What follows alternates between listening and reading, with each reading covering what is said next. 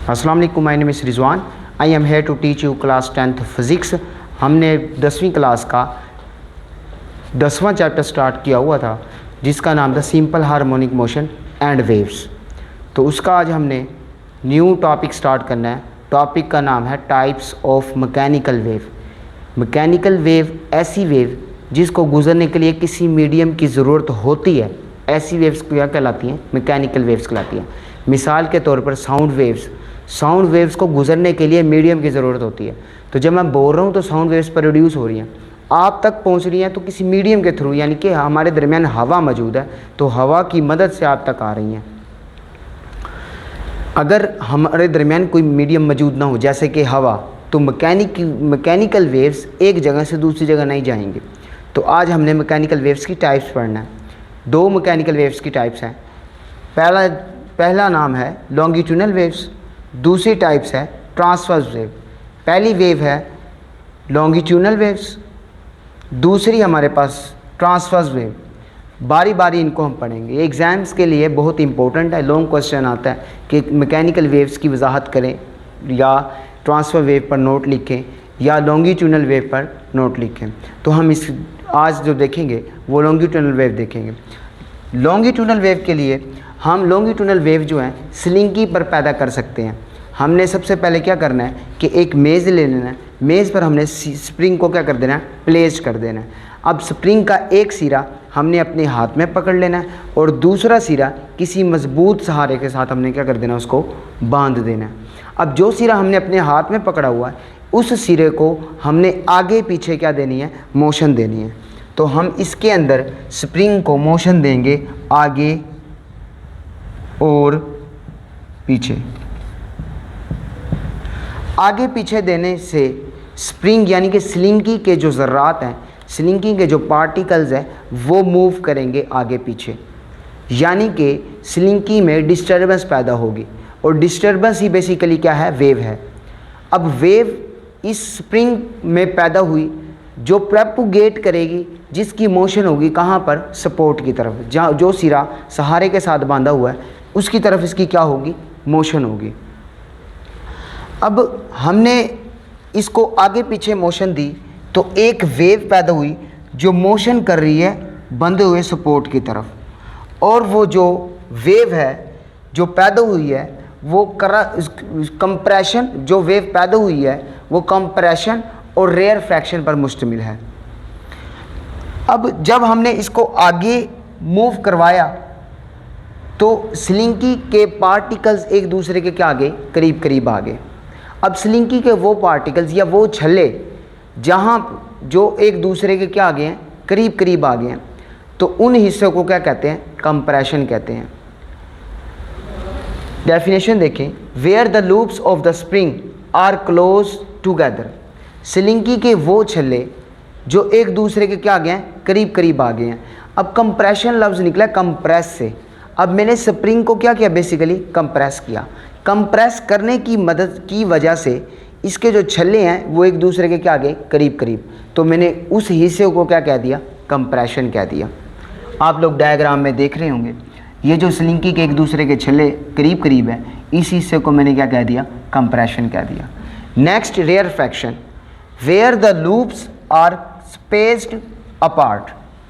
स्लिंगी के वो छल्ले जो एक दूसरे के क्या होंगे? दूर दूर होंगे, उस हिस्से को हम क्या कहेंगे? रेयरफैक्शन कहेंगे। आप लोग डायग्राम में देख रहे होंगे, ये छल्ले एक दूसरे के क्या हैं? करीब दूर दूर हैं, तो इस हिस्से को, स्लिंगी के इस हिस्से को क्या कहेंगे? रेयरफैक्शन कहेंगे। अब इसके बाद wavelength, the distance between the two consecutive compression is called wavelength. दो मतवातर कंप्रेशन और रेयरफैक्शन के दरमियानी फासले को क्या कहते हैं? वेवलेंथ कहते हैं। और वेवलेंथ को हम जाहिर करते हैं किससे? लैम्डा से। आप डायग्राम में देख रहे होंगे, कंप्रेशन और कंप्रेशन, इसके दरमियानी फासले को क्या कहते हैं? वेवलेंथ कहते हैं, जिसको हम जाहिर करते हैं किससे? लैम्डा से जाहिर करते हैं। आखिर में हम देखते हैं लॉन्गिट्यूडनल की तारीफ, लॉन्गिट्यूडनल वेव की तारीफ। The particles of the medium move back and fourth. Medium के ज़र्रात जो है ना वो मोशन करेंगे आगे पीछे, बैक एंड फोर्थ, यानी कि आगे पीछे मोशन करेंगे। Along the direction of the propagation of wave, यानी कि जो मीडियम के ज़र्रात की मोशन है वो हमारे पास इस तरह, मीडियम के ज़र्रात जब मैंने स्लिंकी को आगे किया तो मीडियम के ज़र्रात क्या हो गए, आगे हो, यानी कि मोशन ऑफ मीडियम पार्टिकल्स, तो उनकी डायरेक्शन कुछ इस तरह से है। अब आपको मैंने अभी बताया कि जो मोशन, जो वेव पैदा होगी उसकी जो प्रोपोगेशन होगी, उसकी जो सीमत होगी वो बंधे हुए सहारे की तरफ होगी, यानी सपोर्ट की तरफ होगी। तो हमें पता चल गया डायरेक्शन ऑफ वेव, जो डायरेक्शन ऑफ वेव है वो भी किस सीमत में है, इस सीमत में है। अगर दोनों की जो मोशन होगी, particles of medium and wave की जो दोनों की जो मोशन होगी वो दोनों अगर सेम सीमत में है तो ऐसी वेव क्या कहलाएगी, लॉन्गिट्यूडनल वेव कहलाएगी। दोनों एक दूसरे के अगर मतवाजी हैं, पैरेलल हैं, दो सीमतें एक दूसरे के पैरेलल हैं, पहली सीमत किसकी है कि पार्टिकल्स की वाइब्रेटरी मोशन वो इस सीमत में है और जो वेव की जो मोशन है वो भी इस सीमत में, दोनों एक दूसरे के मतवाजी हैं, पैरेलल हैं, तो ऐसी वेव क्या कहलाएगी, लॉन्गिट्यूडनल वेव कहलाएगी। अब हम देखेंगे मैकेनिकल वेव की दूसरी टाइप्स, जिसका नाम है ट्रांसवर्स वेव। ट्रांसवर्स वेव, तो ट्रांसफर वेव भी स्लिंकी की मदद से पैदा की जा सकती है। सबसे पहले हमने वही वजाहत इसके अंदर है, सेम वजाहत उसके अंदर थी।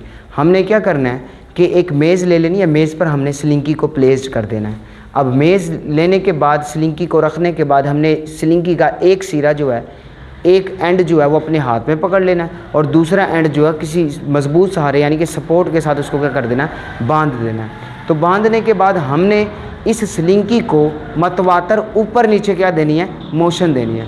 तो यही बेसिकली फ़र्क है। जब हमने लॉन्गिट्यूडनल वेव पैदा की थी तो स्लिंगी को हमने आगे पीछे मोशन दी थी, और जब हम ट्रांसफर वेव पैदा करेंगे स्लिंगी के ऊपर तो हम इसको ऊपर नीचे मोशन देंगे। अब देखते हैं डायग्राम की मदद से इसको समझते हैं।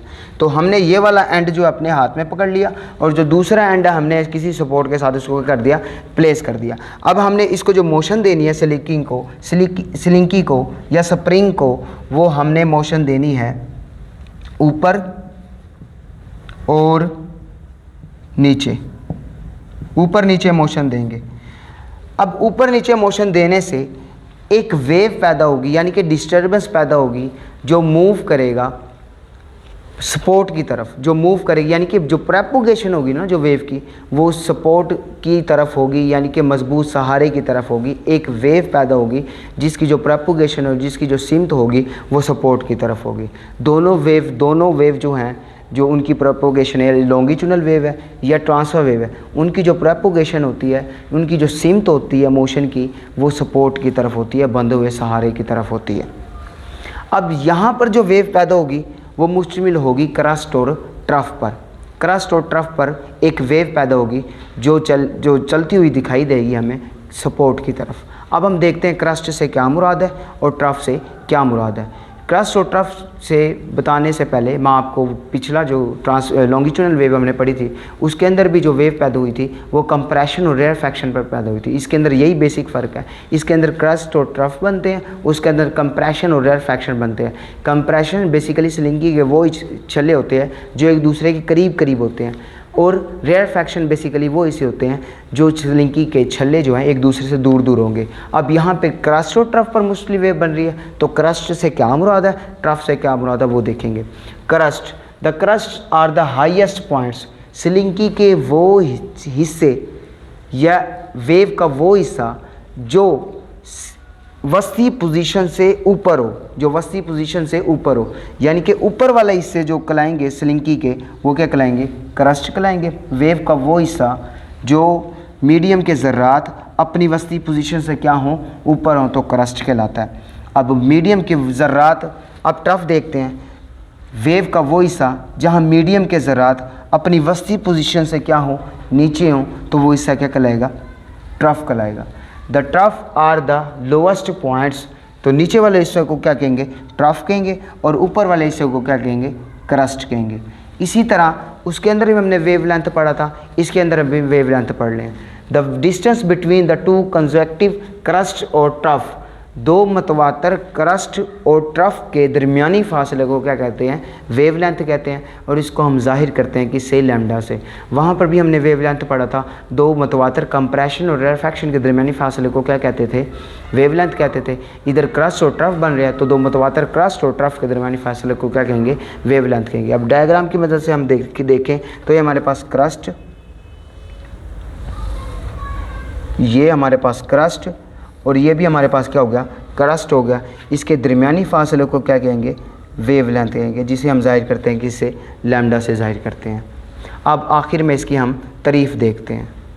अब हम देखेंगे तारीफ़ ट्रांसफ़र वेव की तारीफ़। अब हम देखेंगे ट्रांसफ़र वेव की तारीफ़। अब ट्रांसफ़र वेव की तारीफ़ जो हम डायग्राम से समझेंगे।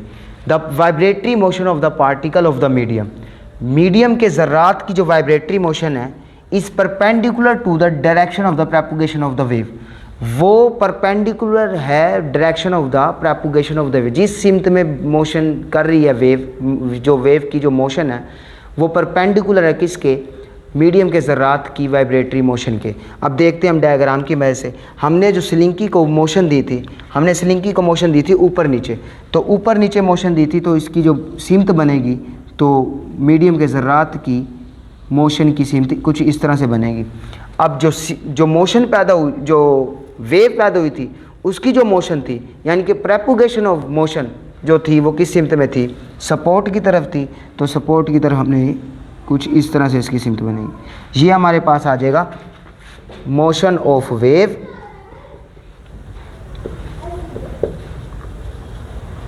और ये हमारे पास आ जाएगा मोशन ऑफ पार्टिकल।